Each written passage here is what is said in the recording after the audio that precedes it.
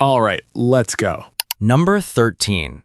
Oumuamua, the first interstellar visitor that made no sense. On October 19, 2017, astronomer Robert Warwick was scanning routine telescope data from the Pan-STARRS survey at Haleakala Observatory in Hawaii when he found something that should not exist in our solar system, an object on a hyperbolic trajectory, meaning not in orbit, not gravitationally bound to the sun, moving through our solar system on a path that came from somewhere else entirely and was heading back out. The first confirmed interstellar object ever detected passing through our solar system. They called it Oumuamua, Hawaiian for scout. Its shape was immediately bizarre. Observations suggested extreme elongation, roughly 10-to-1 length to width, either a cigar or a flat pancake. Estimates range from about 115 meters long to as small as 20 meters thick. Nothing like that shape had ever been seen in our solar system. Then it got stranger. As it left the solar system, it accelerated against gravity with no visible outgassing, no coma, no tail. The leading scientific explanation, proposed in a 2023 Nature paper, is hydrogen outgassing from water ice converted by cosmic rays during its interstellar journey. Avi Loeb at Harvard proposed a light sail, deliberately manufactured. The astronomical consensus rejected this. The debate has never been fully closed because Oumuamua is gone, past the Kuiper Belt, out of every telescope's reach forever. We got one shot at the first interstellar visitor ever detected. We had no probe ready. We missed it. Number 12. Io, the most volcanically active object in the solar system. Io is roughly the size of Earth's moon. It orbits Jupiter, and its entire surface is a constantly erupting hellscape unlike anything else in the solar system. Over 400 active volcanoes, erupting plumes that reach 500 kilometers above the surface, 60 times higher than any volcanic plume on Earth. The Pele volcano has deposited a sulfur ring 1,200 kilometers in diameter. Loki Patera, a single lava lake, has a surface area larger than the entire Dead Sea. The energy source is tidal flexing. Io sits in a gravitational tug-of-war between Jupiter, Europa, and Ganymede. Their competing gravitational poles constantly squeeze and stretch Io's interior. Mechanical flexing generates planet-wide, continuous, overwhelming heat. The surface is the youngest in the solar system, constantly resurfaced by fresh lava that buries every impact crater the moment it forms. 0 craters on Io, every single one buried. Number 11. Saturn's Hexagon, a perfect 6-sided storm bigger than Earth. At Saturn's north pole, there is a hexagonal cloud formation, not vaguely hexagonal, geometrically precise. 6 straight sides, each approximately 14,500 kilometers long, about 2,000 kilometers longer than Earth's entire diameter, rotating every 10 hours and 39 minutes, doing this continuously since at least 1981 when Voyager first photographed it. The South Pole has no hexagon. Nobody knows why only the North. The best explanation is a standing wave in Saturn's jet stream, a phenomenon reproducible in laboratory fluid dynamics. The hexagon is approximately 300 kilometers deep and has a warm vortex core. During Cassini's 13-year mission, it changed color, blue to gold, as seasons shifted chemistry in the upper atmosphere. A perfectly geometric storm, bigger than a planet, stable for over 40 years, still spinning.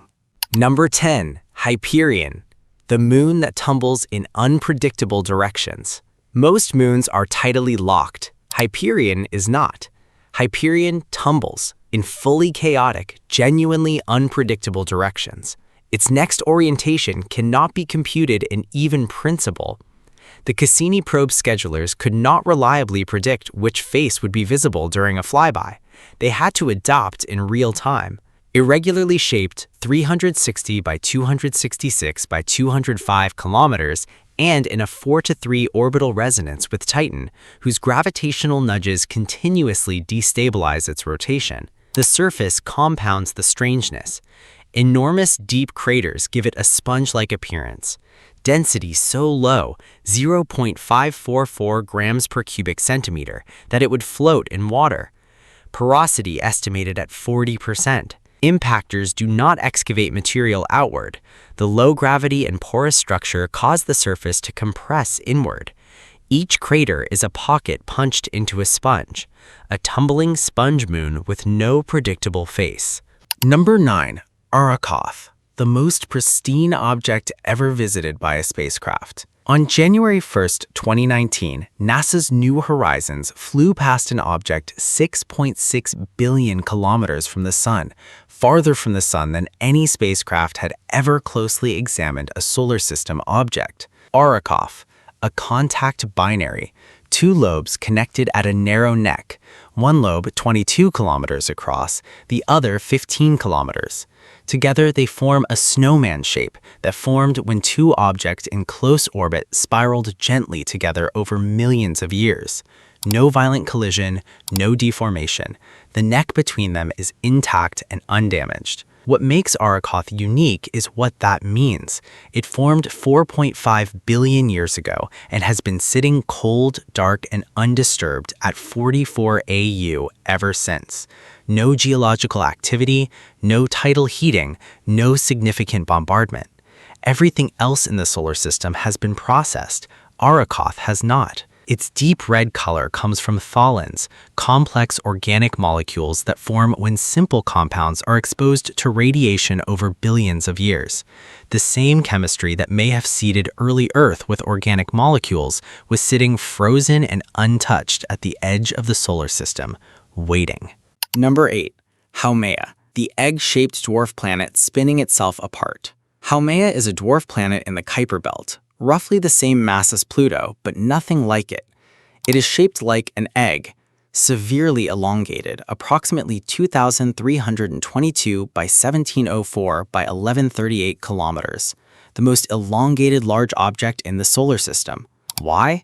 Because it completes one full rotation every 3.9 hours, the fastest spin of any large solar system object. At that rate, the centrifugal force at its equator is so extreme, it has physically pulled the planet's material outward into an elongated shape. It is spinning fast enough to distort its own body. In 2017, astronomers confirmed Haumea also has a ring, the first trans-Neptunian object known to have one. The leading explanation for the extreme spin is an ancient giant impact that stripped away its outer ice shell, launched debris into orbit as moons and rings, and left behind a dense, rapidly rotating core spinning too fast for gravity to rein in. Number 7. Sedna, the object that rewrote the solar system's boundaries. In 2003, astronomers at Caltech discovered an object so far away it broke every existing model of where the solar system ends. Sedna, roughly 1,000 kilometers across, currently sits about 84 astronomical units from the Sun at its closest approach. At its farthest point, it travels approximately 937 astronomical units from the Sun. Orbital period, approximately 11,400 years. This orbit makes no sense. Everything in the Kuiper Belt was placed there by Neptune's gravity, but Sedna is too far for Neptune to have touched it. No known planet has the gravitational reach to explain its orbit. The leading explanations, a close stellar flyby early in the solar system's history, or an unseen massive planet, Planet 9, roughly 5 to 10 Earth masses, orbiting thousands of astronomical units from the Sun. Its gravity would explain not just Sedna, but a cluster of other extreme trans-Neptunian objects that share identical orbital alignments. The probability of that alignment being a coincidence is estimated at less than 0.01%.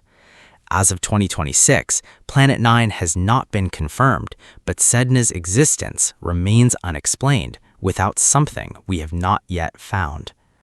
Number 6. Comet 67P Churyumov-Gerasimenko, the rubber duck comet that sang. In August 2014, the European Space Agency's Rosetta spacecraft arrived at Comet 67P Churyumov-Gerasimenko after a 10-year journey, becoming the first mission to orbit and land on a comet. The shape was immediately strange, a rubber duck. two distinct lobes connected at a narrow neck. The largest lobe, 4.1 by 3.3 kilometers, the smaller, 2.6 by 2.3 kilometers. A contact binary formed billions of years ago. Then, before the Philae lander even touched down, Rosetta's instruments detected something no one expected. The comet was emitting rhythmic oscillations in its magnetic field, a repeating pattern at 40 to 50 millihertz. Translated into audio, it sounds like a clicking, singing pulse. The ESA released it publicly. Scientists attributed it to complex electromagnetic interactions between the solar wind and the comet's outgassing.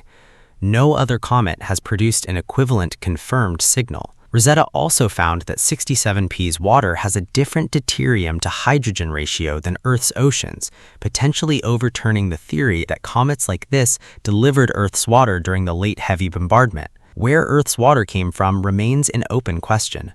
Number 5. Uranus, the planet rolling sideways with a broken magnetic field. Uranus rotates at 97.77 degrees axial tilt, on its side, rolling around the sun like a barrel.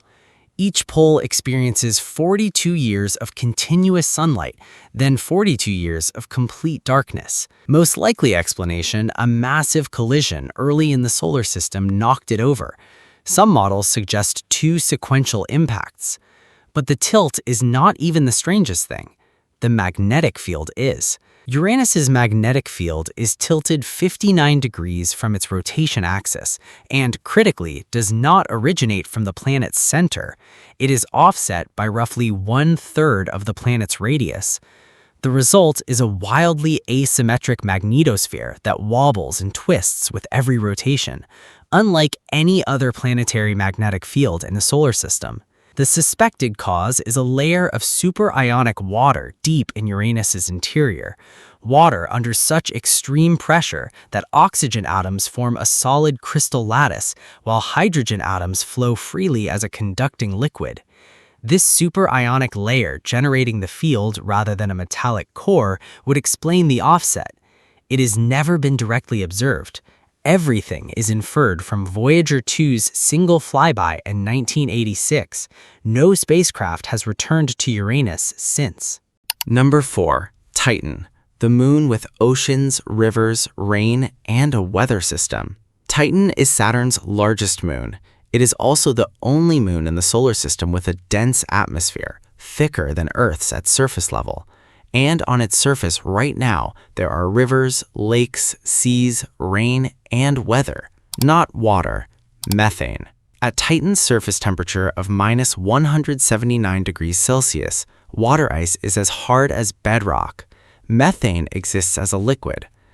Kraken Mare, Titan's largest sea, is estimated to be over 300 meters deep and covers an area larger than the Caspian Sea. Ligeia Mare, the second largest, has a surface area of approximately 126,000 square kilometers, larger than Lake Superior, and is filled almost entirely with liquid methane rather than the expected ethane mix. Where the methane replenishes from is not fully resolved. At current breakdown rates from sunlight, Titan should have exhausted its surface methane in 10 million years. It has been doing this for 4.5 billion. Methane raindrops on Titan are 50% larger than Earth's raindrops, but fall at 20% slower speed due to lower gravity. Rivers of liquid methane hundreds of kilometers long cut canyons into water ice bedrock, the way rivers on Earth cut through rock. Titan also likely has a subsurface liquid water ocean like Europa and Enceladus. Its total hydrocarbon liquid reserve is estimated at roughly 300 times the volume of all Earth's known oil reserves. NASA's Dragonfly mission, a nuclear-powered rotorcraft, is scheduled to arrive at Titan in 2034 and fly between surface locations exploring its prebiotic chemistry. It will be the first time any spacecraft lands on Titan since Huygens touched down in 2005. Number 3. Enceladus, the moon actively venting its ocean into space right now. Enceladus is tiny, roughly 500 kilometers in diameter, a small ice moon of Saturn, and it is venting the contents of its subsurface ocean directly into space in real time. From cracks in its south polar ice shell, called tiger stripes, enormous geysers of water vapor and ice grains erupt continuously. The plumes reach hundreds of kilometers into space. Saturn's E-ring, the diffuse outer ring visible from Earth, is made almost entirely of material ejected by Enceladus's plumes. In 2005, Cassini discovered the plumes. In 2015, Cassini flew through them directly, and its instruments detected molecular hydrogen, carbon dioxide, methane, ammonia, and complex organic molecules. Molecular hydrogen, in particular, is the key indicator. On Earth, it is produced in abundance at hydrothermal vents on the ocean floor, where hot rock interacts with water. Its presence in Enceladus's plumes means almost certainly that there are active hydrothermal vents on the floor of its subsurface ocean right now. Hydrothermal vents, plus liquid water, plus organic chemistry, plus an energy source. On Earth, that combination is sufficient for life. Enceladus has all of it. Hunter Waite at the Southwest Research Institute, lead author of the 2017 Cassini paper, stated that habitability, as astrobiologists define it, is pretty much manifested in the interior ocean of Enceladus. A December 2025 follow-up study reanalyzing Cassini plume samples further strengthened the case.